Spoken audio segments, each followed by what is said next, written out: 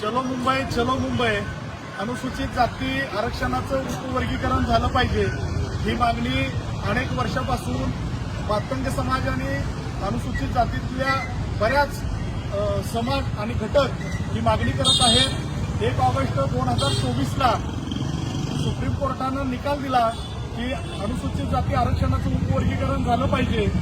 अनुसूचित जातीमध्ये तब्बल 59 जाती आणि 63 पोट जाती आहेत आणि डॉक्टर बाबासाहेब आंबेडकरांनी सांगितलेलं आहे की जो शेवटचा घटक आहे, शोषित आहे, पीडित आहे, वंचित आहे, ज्यांच्यापर्यंत आरक्षण हे पोहोचलेलं नाही अशा लोकांना उपवर्गीकरण करून त्यांना सुद्धा त्या ठिकाणी न्यायाची भूमिका देण्यात यावी अशा पद्धतीनं आपल्याला डॉक्टर बाबासाहेब आंबेडकरांनी सांगितलेलं आहे।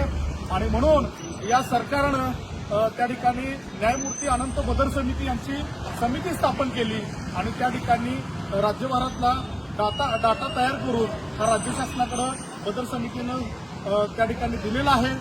आणि आजपासून मंत्रिमंडळाचं महाराष्ट्राच्या पावसाळी अधिवेशन सुरू होतंय आणि साहित्यरत्न लोकशाहीर डॉक्टर अण्णाभाऊ साठे यांचे वंशज सन्माननीय सचिन साठे हे 17 जून रोजी पुणे येथील संगमवाडी येथील वीर वस्ताद लहुजी साळवे यांच्या समाधीचं दर्शन घेऊन त्या ठिकाणी ते आरक्षणाच्या वर्गीकरणाच्या समर्थनामध्ये सरकारचं आभार मानण्यासाठी सरकारच्या समर्थनामध्ये पदयात्रा काढत आहेत।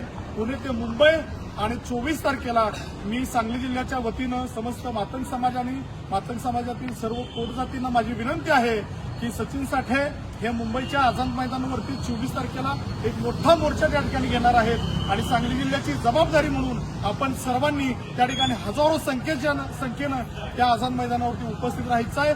आम्ही येतोय, आपण सर्वांनी या। धन्यवाद।